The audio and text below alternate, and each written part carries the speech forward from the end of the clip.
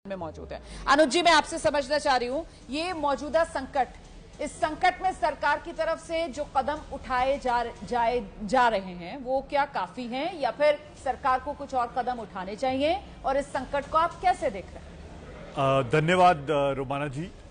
आपने एक बहुत ही महत्वपूर्ण चीज कही बीच में कि हमारे कंट्रोल में क्या है। वैश्विक स्थिति तो सबको पता है, 70% क्रूड ऑयल बढ़ चुका है, रुपये गिर चुका है, वो सबको पता है। लेकिन एक आंकड़ा दर्शकों को बहुत जरूरी है समझना कि देश में एक राज्य है अंडमान निकोबार, जहां तेल की कीमत है, पेट्रोल की कीमत है 85 रुपए। एक स्टेट है देश में तेलंगाना, जहां पेट्रोल की कीमत है 113 रुपए। तो यहां पे कई लोग, अनुराग जी बोल रहे थे, बाकी लोग बोल रहे थे 1 रुपया, 2 रुपया, 3 रुपया। मैं बोलता हूं कि 28 रुपए का फर्क है एक स्टेट में वर्सेस दूसरा स्टेट। वो 28 रुपए का फर्क क्यों है, वो जनता को समझना बहुत जरूरी है। और उसमें आता है सेंटर का टैक्स और स्टेट का टैक्स। सेंटर के टैक्स को देखा जाए तो पिछले 4 साल में वो 1/3 हो गया है। वो तकरीबन 33 रुपए था, आज वो 12 रुपए पर लीटर हो गया है। लेकिन कई राज्यों ने, जैसे मैंने तेलंगाना का नाम लिया, अपने टैक्सेस को कम नहीं किया है।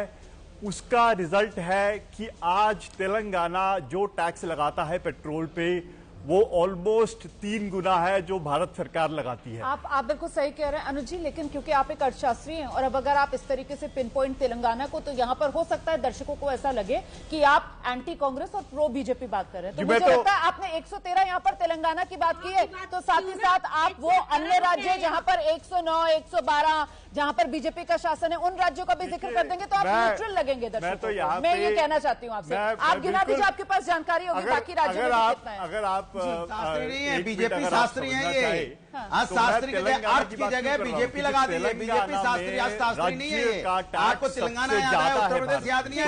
मैं आपको ये बात हो गई कि आप कह रहे हैं कि राज्य सरकारें में कटौती, और जैसे सीएनजी की आप बात करते हैं, अगर पॉलिटिकली दूसरे मुद्दे में भी सीएनजी के दाम बढ़ गए, उसमें भी नहीं बोलोगे।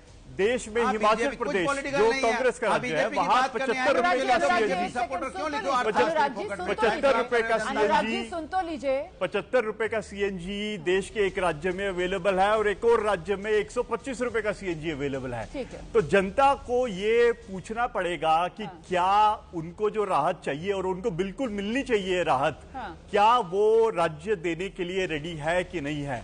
और सबसे इसमें जरूरी दूसरी बात जो हमारे कंट्रोल में है, वो है आत्मनिर्भरता।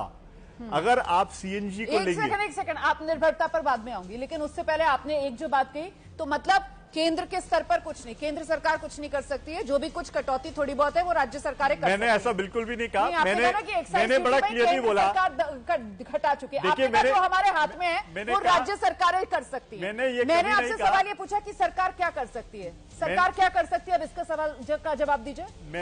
मैंने ये बिल्कुल नहीं कहा कि केंद्र सरकार आगे कुछ नहीं कर सकती। मैंने बड़ा क्लियरली कहा, मैंने सवाल यही पूछा कि आज भी सरकार, केंद्र सरकार के टैक्सेस 12 रुपए पर लीटर लग रहे हैं, उसको कम कर सकती है, क्यों नहीं कर सकती, जरूर कर सकती है। नहीं तो फिर सरकार की वेलफेयर योजना है, उनको कहां से वो फंड करेगी। लेकिन उसमें सब लोगों को आगे आना पड़ेगा, राज्यों को भी आगे आना पड़ेगा, केंद्र सरकार को भी आगे आना पड़ेगा, और जनता को यह समझना पड़ेगा कि किसका क्या कंट्रीब्यूशन है। और सिर्फ सीमित कर लिया है आपने अपना नजरिया पेट्रोल की कीमतों को लेकर। यहाँ पर तो बहुत सारी दिक्कतें हैं ना।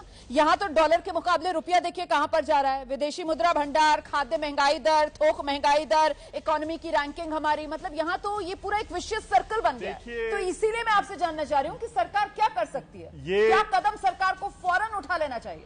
मैं यही 3 पॉइंट्स सरकार को जो करना है, मैंने बड़ा क्लियरली बता दिया कि एक नंबर 1, आगे बढ़ के जो 10 रुपए की कटौती हुई है एक्साइज पे, उसको आगे भी देखा जा सकता है, क्या और कट कर सकते हैं, राज्य भी कर सकते हैं, केंद्र सरकार भी कर सकती है। लेकिन मैं फिर से आता हूं वापस, ये सारे जो आप नंबर बोल रहे हैं वो अच्छे लगते हैं सुनने में, अलग अलग तरीके से कुछ खराब भी लग सकते हैं, लेकिन लोगों को क्या करना है।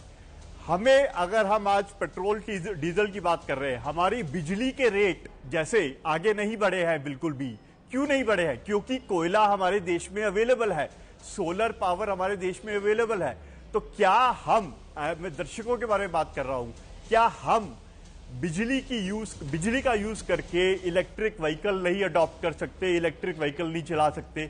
क्या हम बिजली का यूज करके कुकिंग नहीं कर सकते, इंडक्शन स्टोव यूज नहीं कर सकते? क्या हम जो सोलर पावर को यूज नहीं कर सकते? तो मैं ये इसमें कई लोगों का कंट्रीब्यूशन है इस पूरी मैं आपको जरा सा रोकूंगी, ये तस्वीरें दिखा देती हूँ। देखिए हम तो सब कर सकते हैं, हम तो देखिए क्या क्या कर रहे हैं। हम तो बारात अपनी बैलगाड़ी पर लेकर जा रहे हैं, हम तो यहाँ पर दूल्हा दुल्हन जो है वो बाइक पर बैठकर जा रहे हैं। मतलब अब शादी जिंदगी में इंसान एक ही बार करता है और शादी कितना यादगार लम्हे होते हैं। यहाँ पर आप देखिए ये देश के लिए किया जा रहा है कि दूल्हा दुल्हन, राजस्थान जोधपुर की तस्वीरें हैं, बाइक पर बैठकर जा रहे हैं। वहां दूसरी तरफ बैलगाड़ी पर बारात निकली है, वो नारायणपुर छत्तीसगढ़ की तस्वीरें।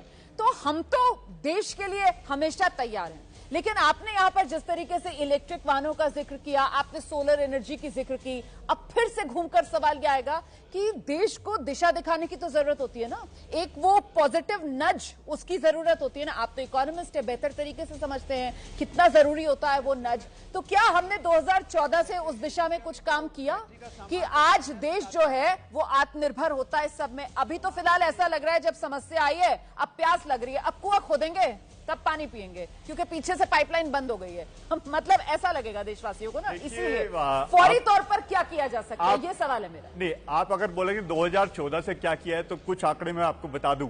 सोलर पावर की बात हुई है, सोलर पावर में पिछले 10 साल में 50 गुना 50% नहीं, 50 गुना 3 गीगावाट से नियरली 135 गीगावाट की कैपेसिटी बढ़ गई है। तो वो किस लिए किया गया? इथेनॉल की ब्लेंडिंग करी गई पेट्रोल में। आज भारत उन कंट्रीज में है का सामान भी तो इंपोर्ट होता है, वो बीच में बोल रहे हैं। देखिए अनुराग भदौरिया, इथेनॉल तो इंपोर्ट नहीं होता जी, हमारे किसानी बनाते हैं। पूछो लिथियम कहाँ से आएगा बैटरी का? तो ऐसा कहना कि 70% झूठ मत बोलिए शास्त्री जी यहाँ पे। आई थिंक आप शास्त्री जी झूठ मत बोलिए। आप बताइए, मैं आपसे पूछ रहा हूँ, मैं आपसे पूछता हूँ, सुनिए मेरी बात सुनिए। अरे 70, सुनो मेरी बात सुनिए। आप बताइए बैटरी चार्ज करने के लिए जो लिथियम लगता है कहाँ से इंपोर्ट होता है वो बताइए आप। देखिए आपको पता है कि नहीं? कोबाल्ट कहाँ से आता है, निकल कहाँ से आता है? देखिए सुनिए मत, मैं आपसे नाम लेके बोल रहा हूँ। ईवी के लिए जरूरी होता है लिथियम, कोबाल्ट, निकल, ये तो सारे के सारे ग्रेफाइट आयात किए जाते हैं और चाइना से आप आयात करते हो 70% जो तो कर रहे हो। बिल्कुल, इस पर हमें सोच विचार